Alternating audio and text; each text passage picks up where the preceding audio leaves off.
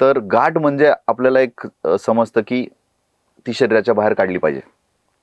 मग आपण सर्जनकडे जातो किंवा फिजिशियनकडे जातो आणि आपले सिम्पटम्स सांगतो. तर डॉक्टर काय करतात, आधी हे रूल आउट करतात. रूल आउट म्हणजे हे कॅन्सर नाहीये का हे आधी बघतात, किंवा ते कॅन्सर सदृश गाठ आहे का हे बघतात. कॅन्सर सदृश गाठ असेल तर त्याच्या पुढील तपासण्या करणं गरजेचं आहे. बेसिक तपासण्या असतात, काही ब्लड टेस्ट असतात, काही एक्सरे असतं, सोनोग्राफी असतो, सिटी स्कॅन असतो, MRI असतो. आणि त्यानंतर गाठ कन्फर्म करण्यासाठी आपण त्याची बायोप्सी घेतो.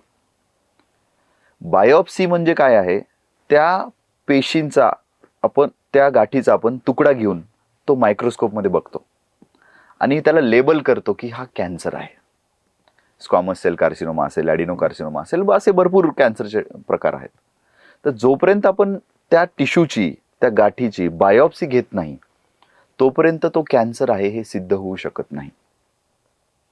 असे काहीच कॅन्सर आहेत ज्यांना बायोप्सीची गरज नाहीये, की ब्लड पॅरामीटर्सवर किंवा इमेजिंगवर ह्या दोघांचा संगम करून आपण ते डायग्नोज करू शकतो की बाबा हा हा स्पेसिफिक कॅन्सर असेल, लाईक हेपॅटोसेल्युलर कार्सिनोमा, ज्याच्यामध्ये दरवेळेस बायोप्सी घ्यायची गरज नसते. तुम्ही अल्फा फिटोप्रोटीन रेज असेल किंवा ट्रिपल फेज सिटी मध्ये सजेस्टिव्ह ऑफ हेपॅटोसेल्युलर मॅलिग्नन्सी असेल, त्याचे काही फीचर्स आहेत, त्या फीचर्सनुसार दाखवत असेल तर बायोप्सीची गरज नसते. पण मोस्ट ऑफ द ट्युमर्समध्ये बायोप्सी हे अल्टिमेट डायग्नोस्टिक टूल आहे, ज्याच्यामध्ये आपल्याला कन्फर्म सांगता येईल की या पेशंटला कॅन्सर आहे.